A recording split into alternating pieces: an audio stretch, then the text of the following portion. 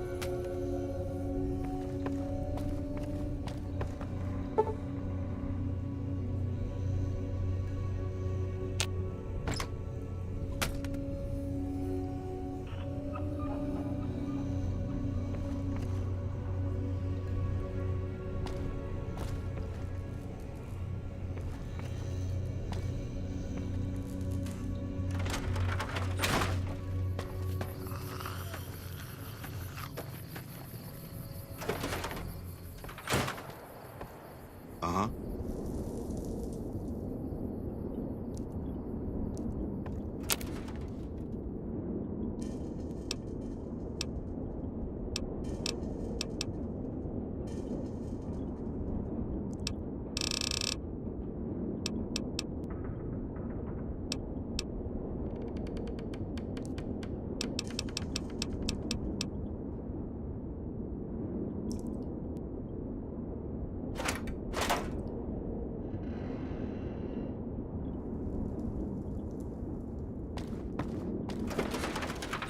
Jazz screwed up the coffee again.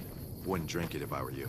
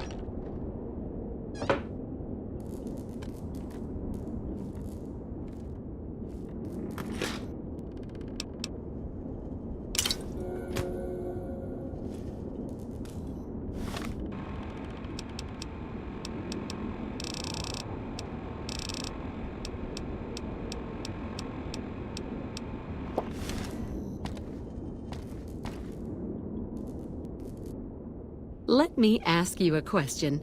What's the tastiest thing you've ever eaten?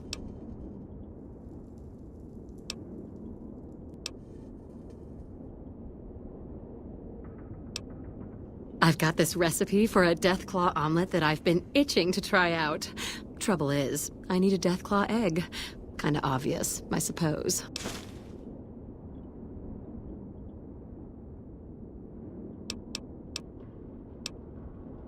I don't have much in the way of money, but I'd be willing to share the secret of the recipe.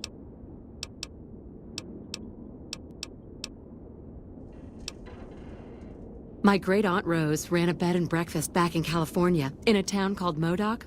She's the one who created the recipe in the first place. I don't know how she managed to get a hold of a female deathclaw, but she kept it in a shed. Aunt Rose had a steady supply of eggs for her omelets. At least, she did until some stranger came along and killed the deathclaw, shot it right in the eye.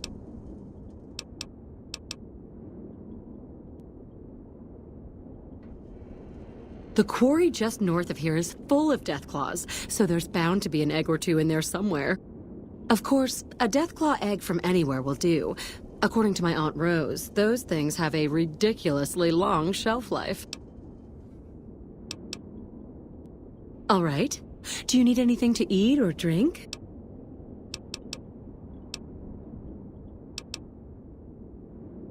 Sure thing.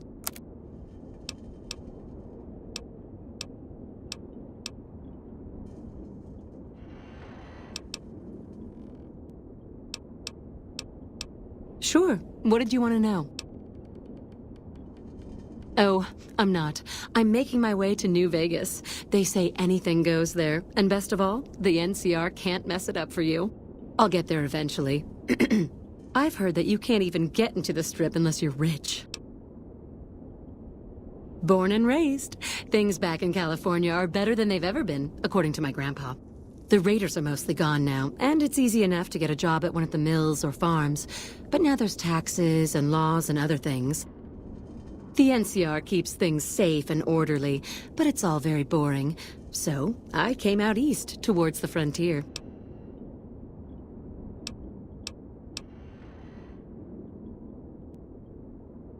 All right.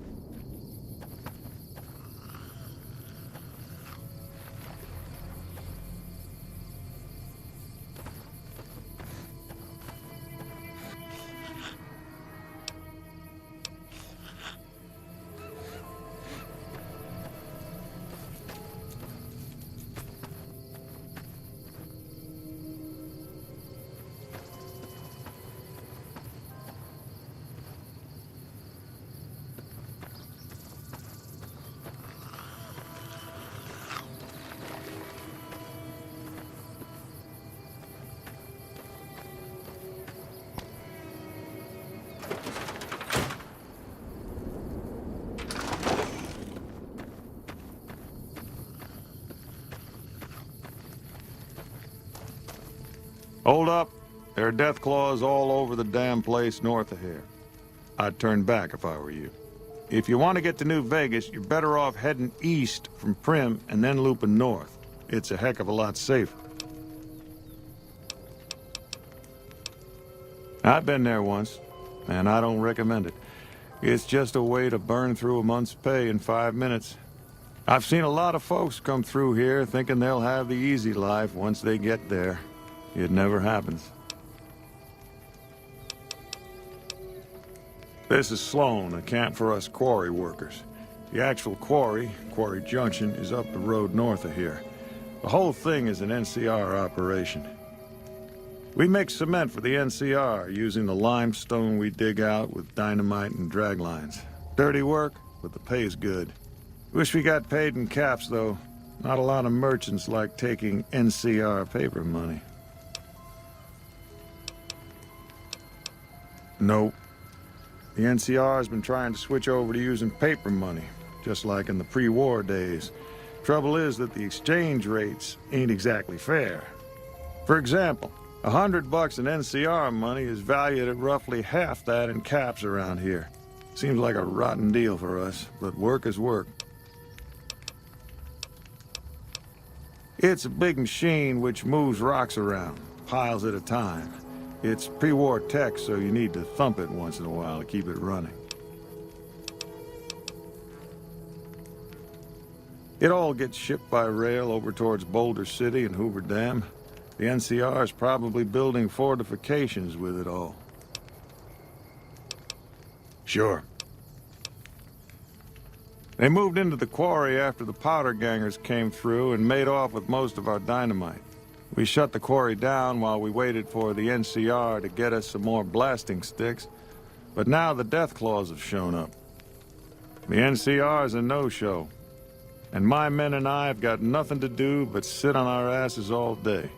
It's damn frustrating.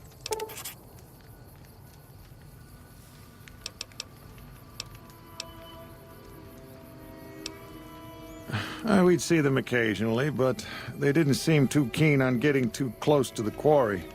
Not sure if it was the noise or all the workers. I can't believe that an entire pack moved into the quarry.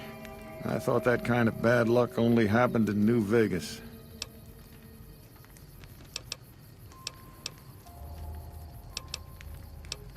There are a bunch of escaped cons from down south. The NCR was using them to maintain the railways as part of their sentence. I don't know who screwed up, but the powder gangers are loose. It was one group that attacked us and took our entire supply of dynamite. Have you ever seen a Deathclaw? They're taller than a man and far, far stronger and faster. And there's a whole pack of them out there. You'd have to be the meanest, toughest, roughest bastard in the wasteland to have any chance against them, and I don't think that's you. You'd need to take out the pack leaders, a mother Deathclaw and the Deathclaw alpha male. Kill them and the pack will scatter. Pretty tough job. Okay. I'd noticed Snuffles limping, but I didn't realize the problem was that serious. Thanks. That beast helps keep spirits up around here. If you insist on going north, don't be expecting a rescue when you get into trouble.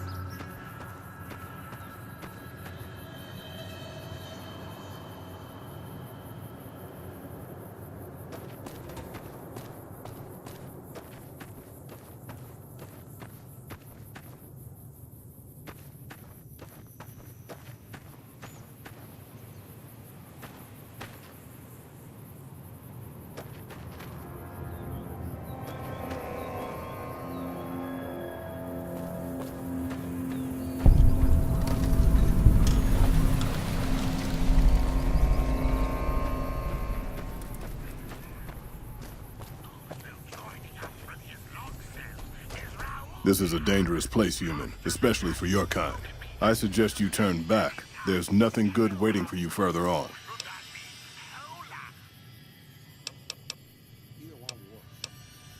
Keep saying things like that and I won't be so friendly.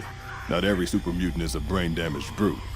Many of us are just as intelligent as basic humans, and the rest don't really have any choice in the matter, do they?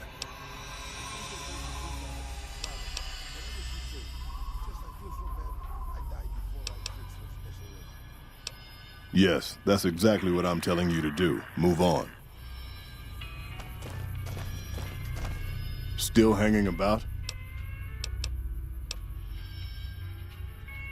Yes, I hear that sometimes.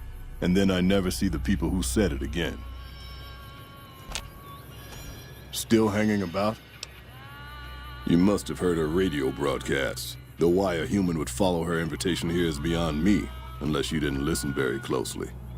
The voice on the radio belongs to Tabitha, the supreme commander of Black Mountain, or as she calls it, the state of Utopatha. She took control of this place almost 2 years ago. The super mutants here do whatever she says, and she says humans are to be killed on sight.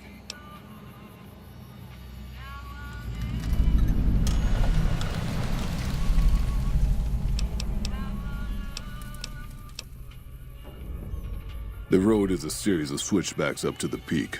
There are 3 blockades plus patrols. Sneaking past them would be difficult. Just before the peak is a kind of shanty village. More second gens there. And then there's Tabitha's compound, heavily guarded by her nightkin. For years, Black Mountain was a peaceful community. Its leader, Marcus, broadcast an invitation to mutants throughout the wasteland. That's how I found Black Mountain. So did others, most of them second-generation mutants. Marcus welcomed everyone. That was his mistake. The community ended up being mostly second-gen, not very bright, but easy to influence. Fine until the Nightkin came along, led by Tabitha. In a week, she had most of the second gens thinking she was some kind of prophet, and that she should be broadcasting her truth, not Marcus. Marcus saw what was coming and decided to leave before things got out of hand. He smashed the radio and left to found Jacobstown.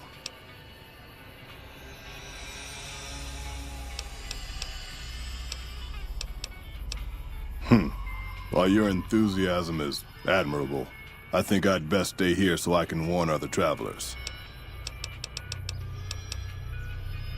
The road is a series of switchbacks up to the peak. There are 3 blockades plus patrols. Sneaking past them would be difficult.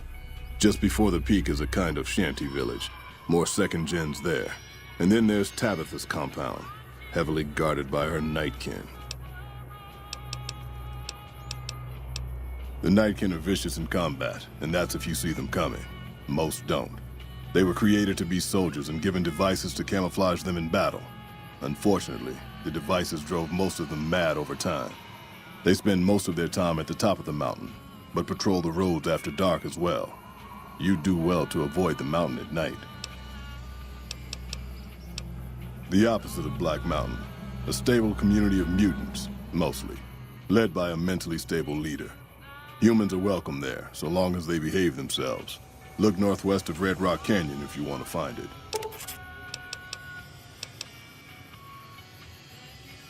Marcus sent me here a couple of months ago to check on Black Mountain. I suppose you could say I came here as a spy. But with no signs of Tabitha's weakening and none of the second gens ready to revolt or to come to Jacobstown, there wasn't much I could do. Down here, on the other hand, I've saved a dozen mutants from heading up the mountain. It's not much, but it's something. I have my own reasons to stay away from Jacobstown for a while. Reasons we won't be discussing. So I've stayed here. There's a sad story behind that. Marcus smashed it just fine, but while we were gone, some ghoul named Raoul came along. Tabitha turned him into her personal mechanic. A slave, really.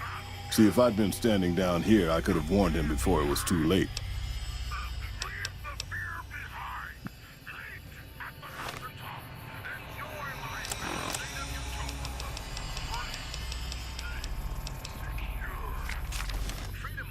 Still hanging about?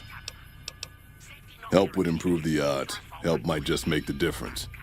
All right, if you're good enough at what you do to meet me in the village up near the peak, we can talk further. I'll have a plan by the time I see you, if I see you. Good luck. It's gonna be a lot harder for you to get up there than it will be for me.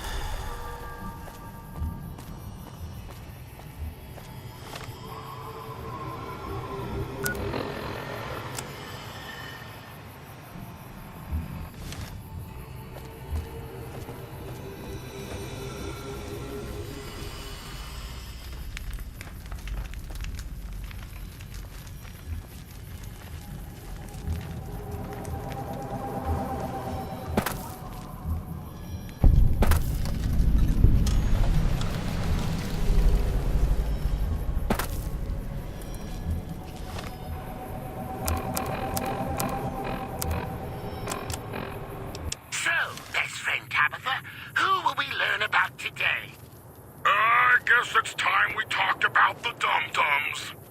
Oh, you mean the second-generation super mutants who aren't so bright? That's them, dum-dums. That is, They're very big and strong. Yes, they're just as big as other mutants and as strong as they look. Beyond that, And there's a lot of them. Oh, yeah. Dum-dums are the most common type of mutant that most travelers will encounter, and make up more than half the mutants here in Utopia. Best friend Tabitha, some of our listeners may wonder how you can call them dum-dums on the air like this. That's a good question, Rhonda. Thank you. The truth is, they're so dumb, they don't even know that I'm talking about them right now. And that's another revealing look at mutant kind. Second-generation super mutants. Big, numerous, dumb. More after this.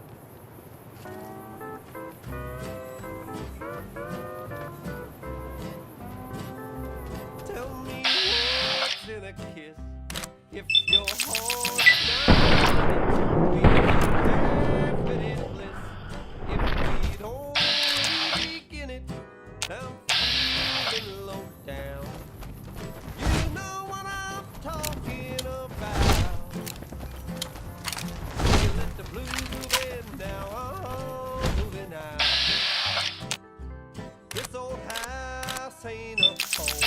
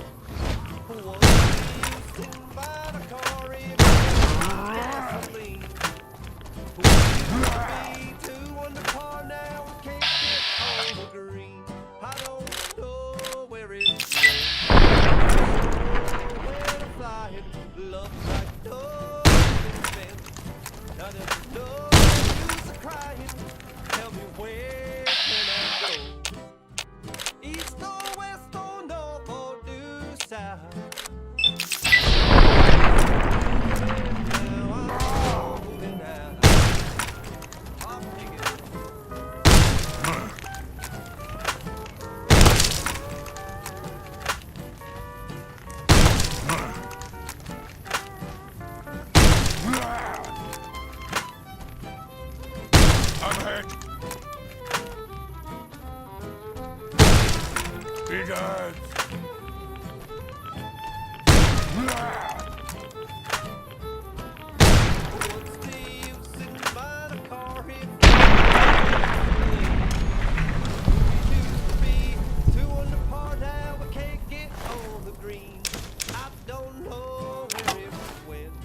But it sure went flying. Looks like no, that's been spent.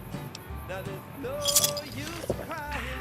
Tell me where can I go? East or west or north or new south? You let the blues move in, now I'm moving out. You let the blues move in, now I'm moving out.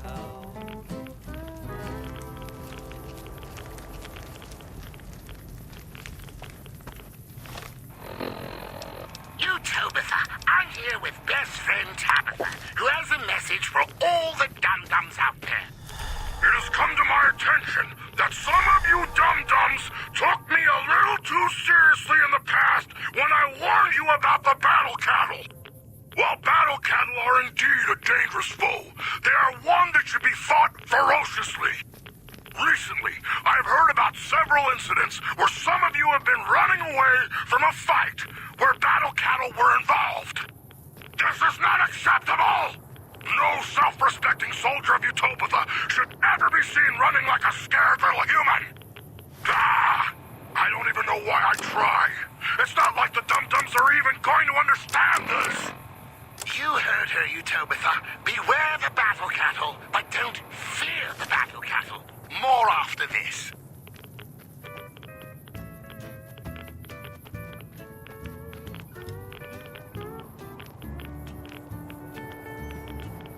I'm going under, getting cold. I'm going under, drowning in blue. I'm down so doggone low, have to look up to see the soles of my shoes. I'm going under.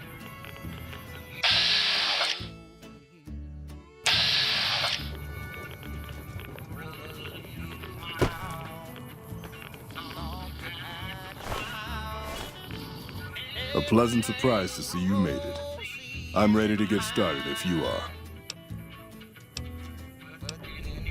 Here's the plan. The gate to Tabitha's compound is guarded by several Nightkin, all of them using devices that make them invisible. I'm going to draw them away from the gate by telling them I spotted an intruder in the village. Then you slip in. Yes, so try to stay out of sight, because they'll be coming this way.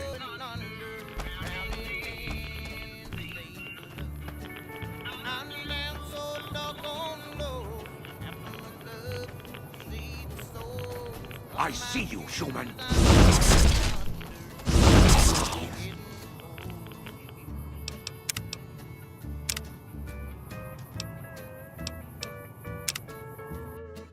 Moving, now I'm moving out.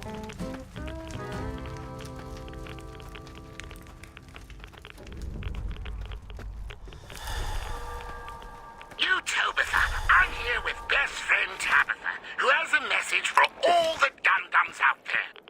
It has come to my attention that some of you dum-dums took me a little too seriously in the past when I warned you about the battle cattle. While battle cattle are indeed a dangerous foe, they are one that should be fought ferociously. Recently, I've heard about several incidents where some of you have been running away from a fight where battle cattle were involved. This is not acceptable! No self-respecting soldier of Utopia should ever be seen running like a scared little human! I don't even know why I try. It's not like the dum-dums are even going to understand this! You heard her, Utopia. Beware the battle cattle, but don't fear the battle cattle. More after this. A pleasant surprise to see.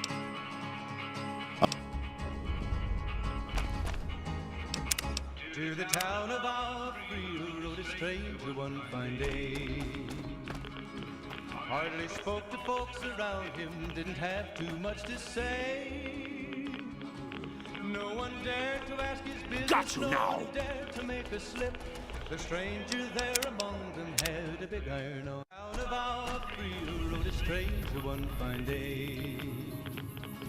Hardly spoke to folks around him, didn't have too much to say. No one dared to ask his business, to make a slip. The stranger there among them had a big iron on his hip. Big iron on his hip. Down of our field, a stranger one fine day. Hardly spoke to folks around him, didn't have too much to say. No one dared to ask his business, no one dared to make a slip. The stranger there among them had a big iron on his hip. Big iron on his hip. It was early in the morning when he rode into the town. He came riding from the south side, slowly looking all around.